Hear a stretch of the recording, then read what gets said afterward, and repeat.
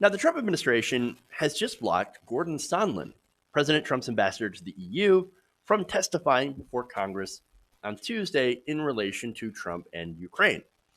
So now, earlier this morning, according to the law firm representing Sondland, the U.S. Department of State directed Ambassador Gordon Sondland not to appear today for a scheduled transcribed interview before the U.S. House of Representatives Joint Committee.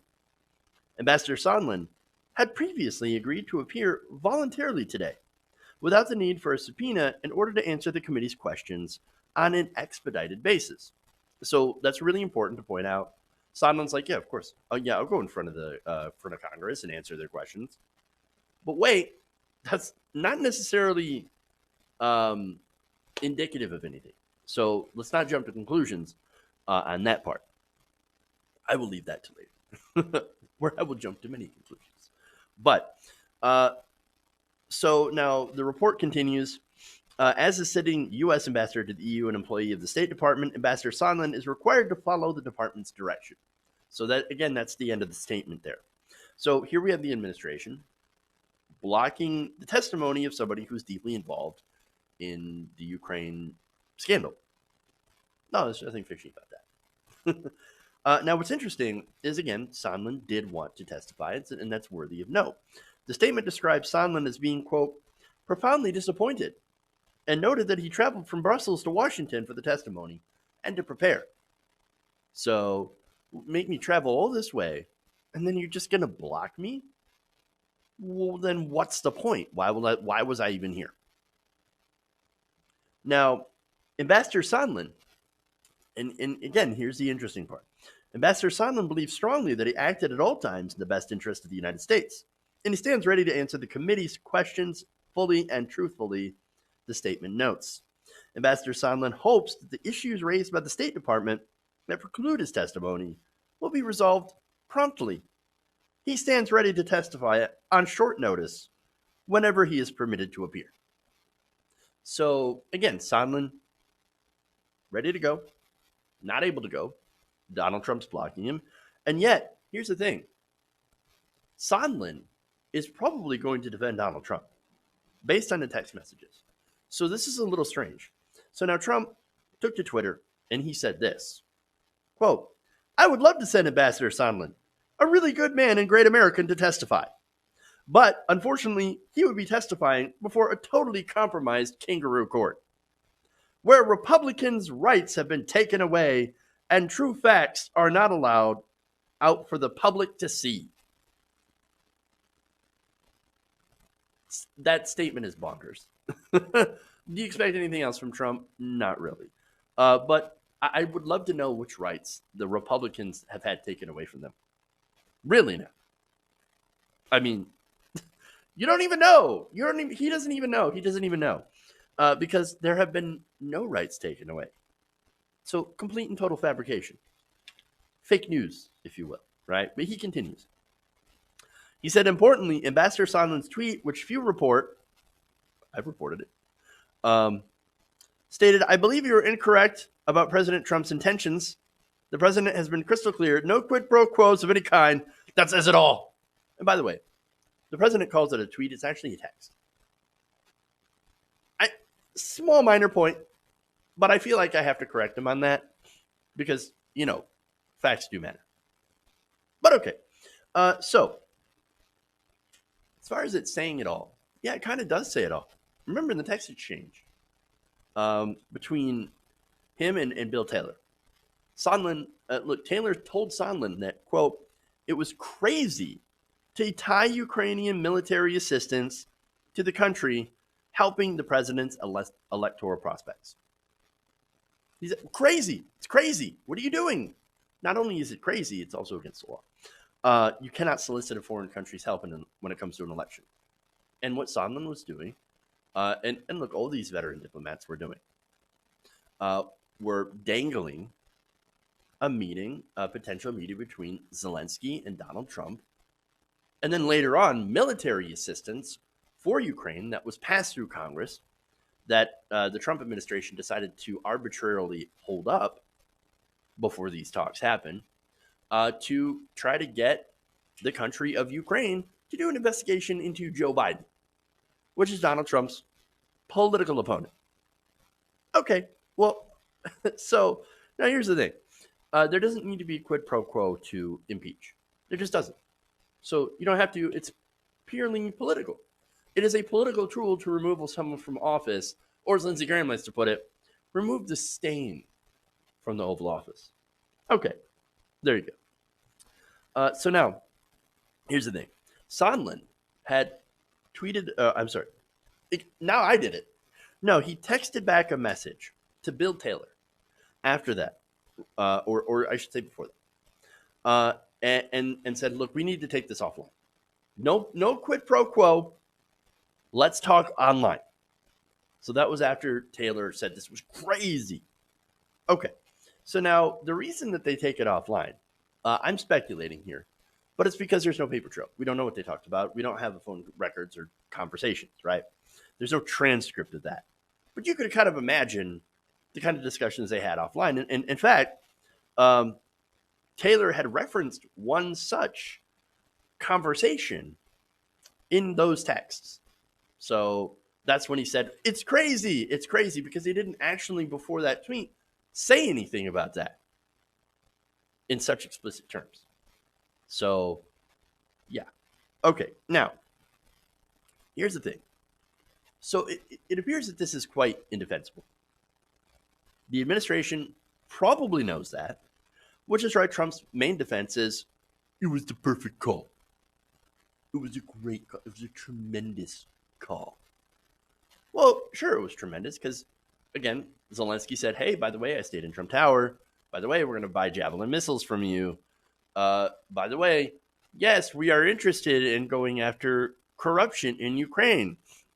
Now, that corruption didn't involve any apparent Ukrainians because none of those guys were mentioned. No Ukrainian names. But you did have Joe Biden and you did have CrowdStrike. Which is why, of course, Donald Trump was very interested because he buys into these conspiracy theories where, Joe Biden is apparently doing some personal corruption. Now, look, is there corruption? Absolutely. It's systemic corruption. I point this out every time I do this story because I want to hammer it home. I want to let you guys know that what Hunter Biden is doing or had done, getting paid $50,000 a month to set on a Ukrainian gas company simply because he has the last name Biden is fundamentally wrong. But it's not illegal. So that's an important thing to point out, an important thing to mention. Again, systemic corruption versus personal corruption, which Donald Trump is engaging in, that personal corruption, in order to help his political chances in the upcoming election because he believes that Joe Biden will be the Democratic nominee. Again, legal, right? You can't do that. So now, if the call was perfect, and if Sondland, again, according to the text, is more than happy and willing to parrot Donald Trump talking points, Trump administration talking points, and to defend the president, well, then why block him? It doesn't make any sense. Unless the whole purpose here is to stick it to Democrats. I mean, Donald Trump's tweet kind of says it all. He's folding his arms and saying, no, I'm just not going to let it happen. It doesn't matter. I'm just not going to let you have the satisfaction of listening to Bill Sondland. Okay, well, see, again, Sondland wants to go. Congress can issue a subpoena, but right now nobody seems to want to show up anyway to the subpoenas. They're just laughing at the subpoenas. And they're laughing at Democrats in Congress, which, look, kind of makes sense at this point. And I'm going to explain why. See, my problem is, and I think a lot of us on the left have this problem, is that we're trying to analyze this from a rational point of view. Even when it comes to Trump, oh, there must be some sort of strategy. Oh, there must be some sort of, plan and action. No. There's no plan. There's a strategy. The answer is simple, and it's right in front of us. He just wants to own the libs. That's it. That's the whole point. That's the whole purpose. Own the libs to get Democrats upset because him and his base, by the way, they thrive off this. They thrive off anger and they don't have policy, right? So they go, ironically, to emotion. That emotion is, well, there are two emotions right now that explain the conservative movement: disgust and rage. And right now, Trump appeals to both of those. And so that's what it is. It's about it's about trolling the libs. It's about owning the libs. It's insane that it's gotten to this point. But look, it makes all sorts of sense, right? Again, Sondland, he's not going to testify against Donald Trump. He's a massive Trump donor that just got a job because not just, but he had gotten a job simply because he gave a boatload of money to Donald Trump into his campaign. He's not going to give bombshell testimony. Trump knows that. Again, it's just going to be him probably lying. Or maybe he doesn't even have to lie. He just says, here's the texts. This is what I said. No quid pro quo. I said it. I meant it. There it is. And so here's the thing. Donald Trump does not actually care about that actual, testimony. He doesn't care. He doesn't care what Sondland has to say. He's turned up the petty to 11. That's what it is. You can't, you want to talk to Sondland? Can't. Now what are you going to do, Pelosi? What are you going to do, Nancy? Well, if you're Nancy Pelosi, you could do plenty. In fact, you could call it contempt of Congress. Anybody who dodges a subpoena, you can say, you don't want to come testify before Congress about this impeachment investigation. All right, well, let me just give a call out to the sergeant at arms here, and let's have you explain it to him. There's literally a jail cell built into Congress, into the Congressional building. The sergeant at arms can literally go arrest someone for resisting a subpoena. This is not a request. This is an impeachment inquiry now. So if you don't want to come and answer the subpoena, then we will come and arrest you. It's fairly simple, right? Now, is that going to happen? No. I don't think so. Nancy Pelosi is not going to go start arresting people. And Donald Trump, he knows that. The Trump administration knows that. Trump is betting and counting on her weakness because all she has shown, all the Democrats ever show, is weakness. And ironically, if she actually does summon up the courage to do so, which again, I highly doubt, Donald Trump and his base will scream bloody murder. The entire Republican Party will scream bloody. I can't. How are you arresting people? Authoritarians. We knew it. Big government stepping on everyone. You can't win, right? And so it's politically risky. And if there's even an ounce of political risk, Nancy Pelosi, you can be assured that Nancy Pelosi will not do a damn thing. That and because, again, Nancy Pelosi and Donald Trump, they're both members of the club. The number one rule of the club is never harm your fellow members. But wait a minute. But she's launching an impeachment inquiry, Jeff. That doesn't make sense. No. Here's the thing about that. Impeachment inquiry is purely political. If there's a successful impeachment, nobody goes to jail. Nobody goes to prison. Nobody gets punished. What happens? Again, if this impeachment inquiry turns into full-blown articles and there's a trial by the Senate, it's very likely that Senate Republicans will not convict Donald Trump and remove him from office anyway. But in the very unlikely scenario in which that does happen, well, then Donald Trump, the worst that happens to him is he loses his job. Just gets removed from office, goes back to civilian life, makes a buttload of money being on Fox News. Members of the club, man. So, look, I don't think Nancy Pelosi will do what's necessary. And Trump knows that. So he knows that he can get away with blocking anything and everything and essentially run out the clock.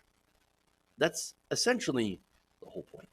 Hey guys, hopefully you enjoyed that free video. Now I'm going to have to ask you a favor.